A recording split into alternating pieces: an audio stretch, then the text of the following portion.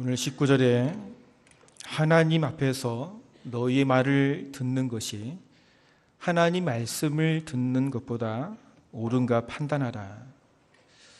참 멋있는 말씀이고 힘이 있는 말씀입니다. 예수를 믿는 성도의 입술을 통해서 선포되어야 될 말씀이고 또한 성도의 삶 속에서 이러한 능력이 나타나야 할 말씀입니다. 예수님의 제자이며 초대의 교회를 세워나갈 베드로와 요한이 사내들인 공회에서 외친 말씀이죠.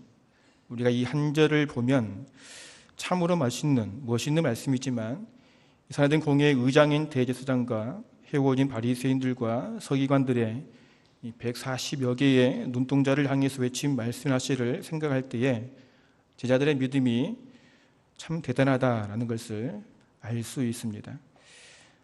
사내들인 공회의 역사를 보면은 모세 때부터 시작해서 예루살렘이 멸망할 때까지 존속된 이스라엘의 최대의 기관입니다. 공회의 목적은 모세의 율법과 장로들의 전승을 수호하는 일이며 백성들의 민사 문제도 처리하는 이스라엘의 최고 기관이라는 것입니다. 단지 로마의 지배를 받고 있는 상황이라서 사형 집행은 하지 못하고 있지만 일반 백성으로서 이 사내들인 공회 앞에 선다는 것은 참으로 두렵고 떨리는 자리라는 것입니다. 그런데 사도 베드로와 요한이 이 사내들인 공회 앞에 선 것입니다. 베드로와 요한이 이들 앞에 선 이유는 하나입니다. 백성들 앞에서 예수를 전하였다는 것입니다. 그래서 판결문도 다시는 백성 앞에서 예수를 전하지 말라 이렇게 경고를 합니다. 이 사건의 시작은 사도행전 3장 1절부터 시작을 하는데 이 성전 미문 앞에서 구걸하는 안진뱅이를 성전에 기도하러 가는 베드로와 요한이 나사렛 예수의 이름으로 일으켜 세운 일부터 시작이 되어집니다. 오늘 우리는 안진뱅이를 일으켜 세움으로 제자들에게 일어나는 그런 모습들을 살펴보고 이로 인해 제자들에게 찾아오는 어려움들을 어떻게 해결하는지 살펴보기를 원합니다. 먼저 안진뱅이를 이렇게 세움으로 제자들에게 일어나는 그런 모습입니다.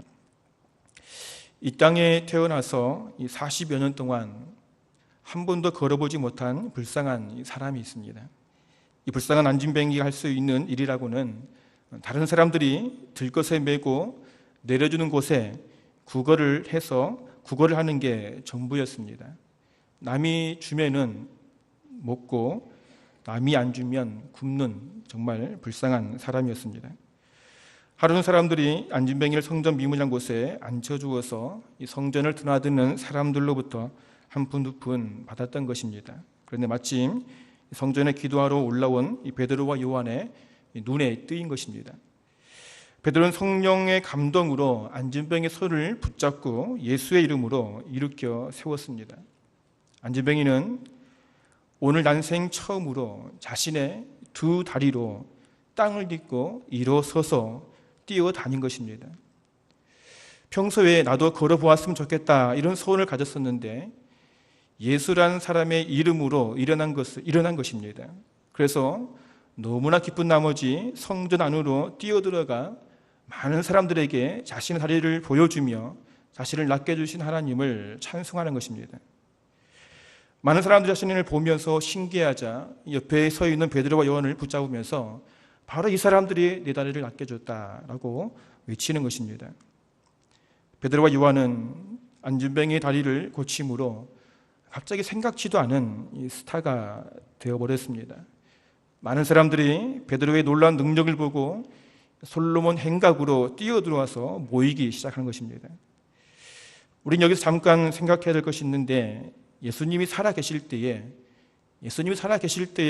제자들의 모습을 생각해 볼 필요가 있습니다. 예수님을 따라다니던 제자들은 과연 어떤 마음으로 예수님을 따라다녔을까요?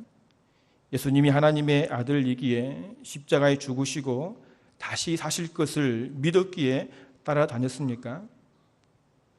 예수님이 죽고 나서의 행동을 보면, 이들의 행동을 보면 우리는 노라고 말할 수 있습니다. 예수님이 실제로 십자가에 달리시자 모든 제자들은 다 도망을 갔습니다. 부활을 본 사람들이 와서 예수님 부활했다라고 외쳐도 믿지 않았습니다. 그러면 왜 이들은 예수님을 따라다녔습니까? 그것도 3년씩이나. 가족도 직업도 다 내팽개치고 말이죠. 그것은 하나입니다. 예수님 로마로부터 이스라엘을 해방시키셔서 이스라엘이 왕이 되시면 한자리 하겠다는 것입니다. 이것은 제자들만의 생각이 아닌 제자들의 부모님의 생각도 같았습니다. 마태복음 20장 20절에 보니까 세베대의 아들의 어머니가 그 아들들을 데리고 예수께 와서 절하며 무엇을 구하니 예수께서 이르시되 무엇을 원하느냐 이르되 나의 이 두 아들을 주의 나라에서 하나는 주의 우편에 하나는 주의 좌편에 앉게 명하소서.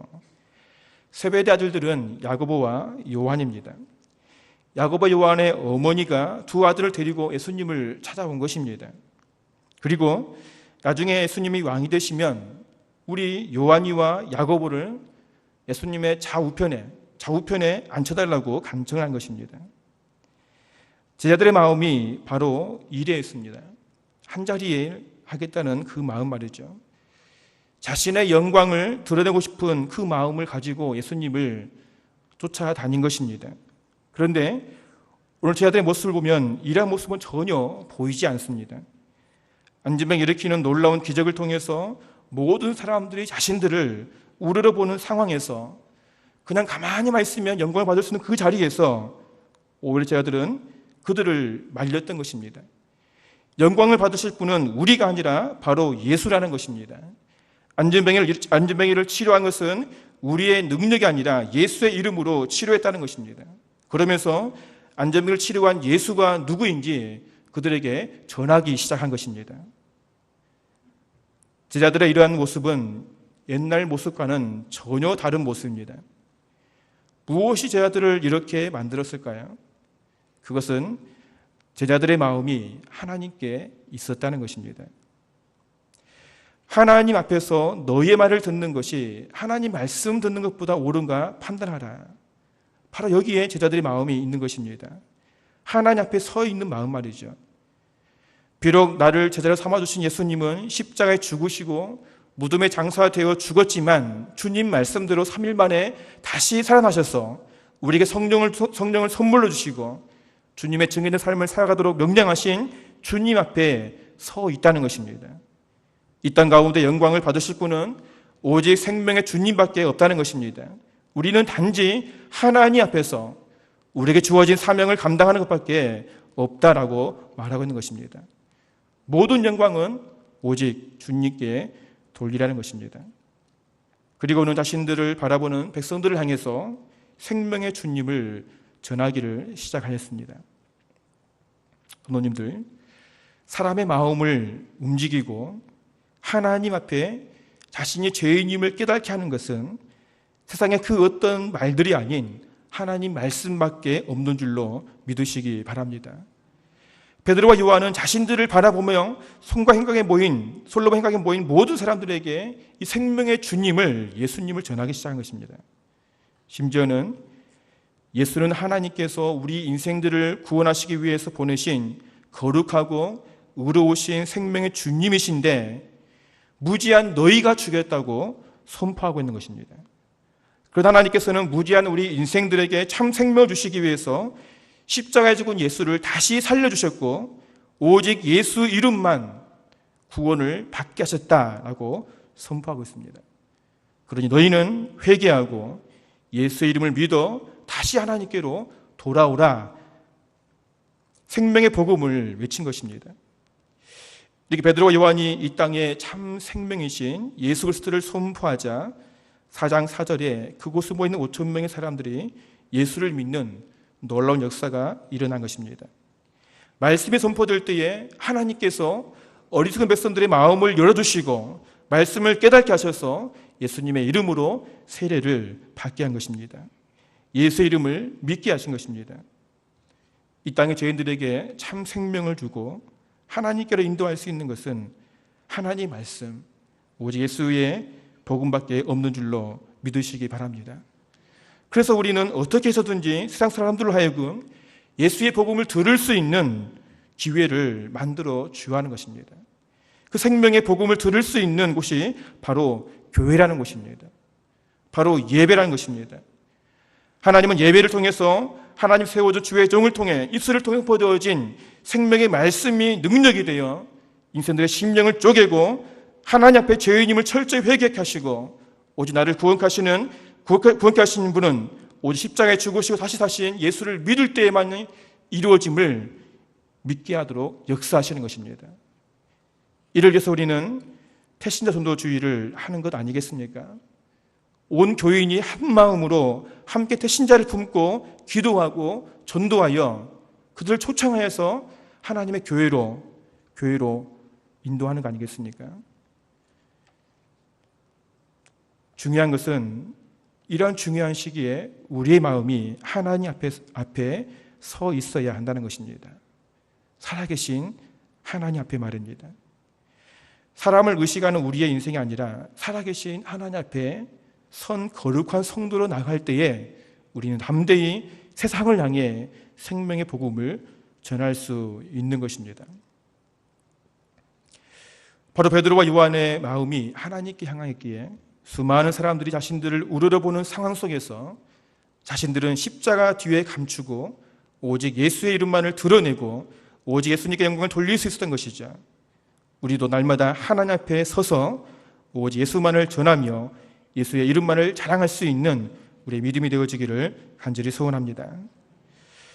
두 번째로 사내들인 공회 앞에 선 제 아들의 모습입니다. 수많은 사람들 앞에서 안진뱅이를 이렇게 세운 것은 우리의 능력이 아닌 죽음을 이기시고 다시 사신 예수의 이름으로 일으켜 세웠다고 했진 이 베드로와 요한을 유심히 바라보는 눈길이 있었습니다.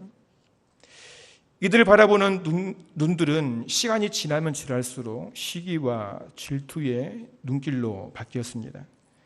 4장 1절 3절 말씀 보니까 사도들이 백성에게 말할 때에 제사장들과 성전 맡은 자와 사두개인들이 이르러 예수 안에 죽은 자의 부활이 있다고 백성을 가르치고 전함을 싫어하여 그들을 잡음에 날이 이미 저물었으므로 이튿날까지 가두었다. 제사장들과 성전을 맡은 자 그리고 사두개인들이 베드로가 예수의 부활을 외친 것을 보는 그 마음속에 분개가 가득 차 있습니다. 그리고 그 자리에서 베드로와 요한을 잡아서 감옥에 가두어 버립니다. 그리고 이튿날에 이스라엘의 최고 기관인 사내들인 공회의 한 가운데 이들을 세운 것입니다. 그리고 이렇게 묻습니다. 너희가 무슨 권세와 누구의 이름으로 이 일을 행하느냐? 이런 질문을 받은 베드로는 안진뱅이를 이렇게 세운 것이 하나님의 선한 행동이라 말하면서 이들의 질문을 다시 바꾸어 대답해 줍니다. 안진뱅이가 어떻게 구원을 받았느냐?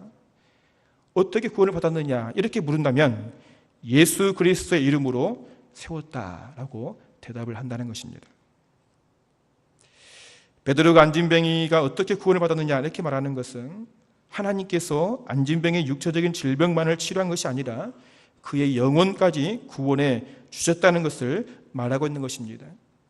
자신들은 믿음으로 예수의 이름을 예수님의 이름으로 걸으라 명령하실 뿐이고 하나님께서 믿음으로 외친 사도의 선한 행실을 통해서 안진뱅이의 육체를 치료해 주시고 그들의 영혼까지 치료해 주셨다라고 말씀하고 있는 것입니다.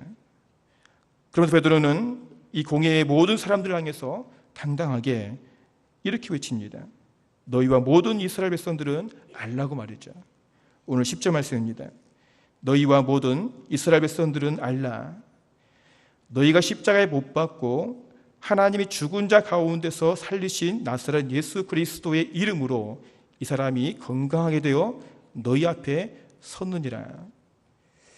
너희가 직접 눈으로 본 이 놀라운 기적, 한평생 불고 살아온 안진뱅이가 일어나 걸으며 뛰며 하나님을 찬송하는 이 기적은 우리의 능력이 아니라 너희가 십자가에 못 박아 죽인 나사렛 예수의 이름으로 일으켜 세웠다라고 선포하고 있는 것입니다. 너희가 십자가에 죽인 나사렛 예수는 죽음을 이기시고 다시 사셨다는 것입니다. 너희 조상 아브라함이 하나님께서 다시 살리셨다는 것입니다. 죽음을 이기시고 다시 사신 예수 그리스도의 이름만이 안전병의 육체의 질병을 치료해 주시고 그의 영혼까지 구원해 주셨다는 것입니다. 더 나아가서는 너희가 버린 예수를 하나님께서 다시 살리셔서 우리 인생들을 구원할 머릿돌로 삼으셨다라고 선포한 것입니다. 우리를 구원할 유일한 이름은 오직 예수 그리스도밖에 없다고 공회에 모인 모든 사람들의 눈을 바라보면서 선포한 것입니다. 이것이 예수 믿는 사람입니다. 세상의 권력 앞에 당당히 맞설 수 있는 사람이 바로 예수쟁이입니다. 세상은 감히 하나님의 사람을 어떻게 할 수가 없습니다. 하나님이 함께 하시는데 어떻게 할 수가 없죠. 오히려 세상은 당당하게 예수의 이름을 선포하는 이들을 두려워할 수밖에 없는 것입니다. 성령이 충만하여 예수 이름을 당당히 선포하는 이들을 향해서 공회 사람들 반응이 어떠하신지 아십니까? 오늘 13절 말씀은 이렇게 말씀하고 있어요. 그들이 베드로와 요한이 담대하게 말함을 보고 그들을 본래 학문 없는 범인으로 알았다가 이상히 여기며 또 전에 예수와 함께 했던 줄도 알고 또 병나은 사람이 그들과 함께 서 있는 것을 보고 비난할 말이 없는지라. 공회원들이 이들을 바라볼 때에 이들은 아무것도 배운 것이 없는 무식한 사람들이라고 했습니다. 갈릴리 바다에서 고기나 잡는 촌사람이라는 것이죠. 그런데 어떻게 이렇게 당당하게 자신이 믿는 예수를 전할 수 있느냐는 것입니다.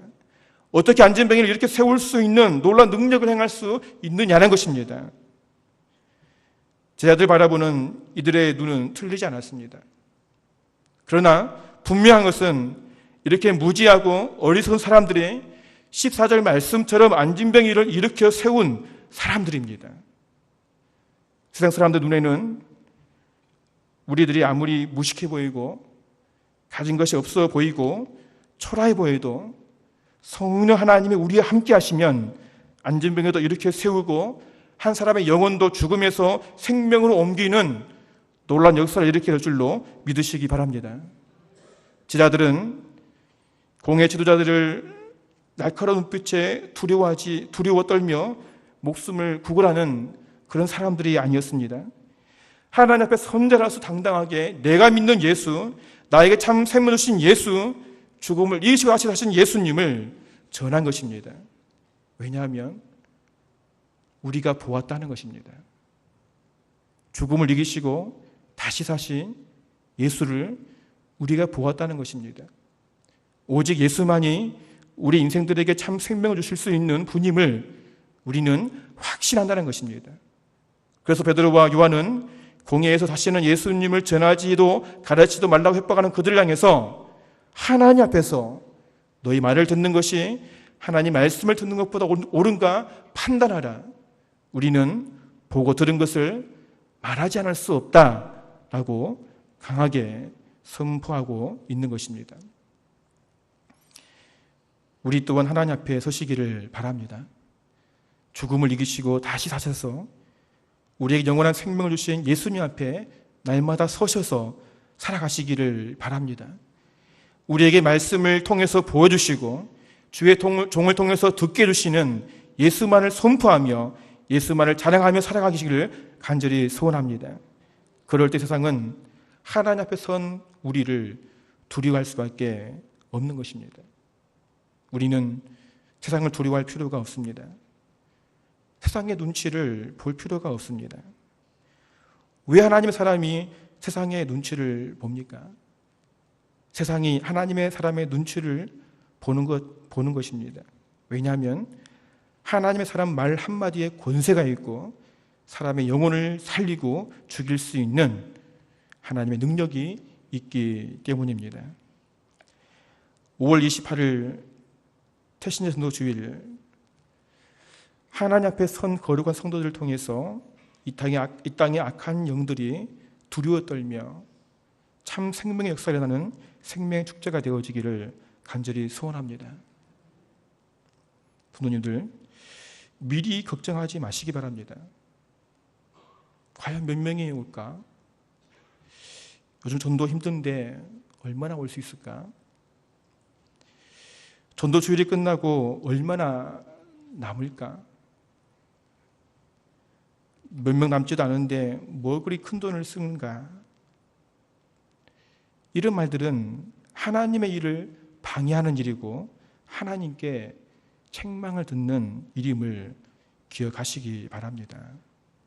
하나님의 역사는 무한하십니다. 믿습니까?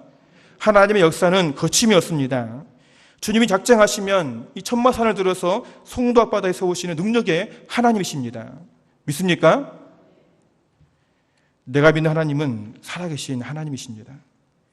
죽음을 이기시고 다시 사신 생명의 주님이십니다. 오직 예수의 이름만이 우리의 인생들을 구원할 유일한 하나님이십니다. 이 능력의 하나님 앞에 날마다 서가셔서 예수 이름을 승리하는 우리의 믿음이 되어지기를 간절히 소원합니다.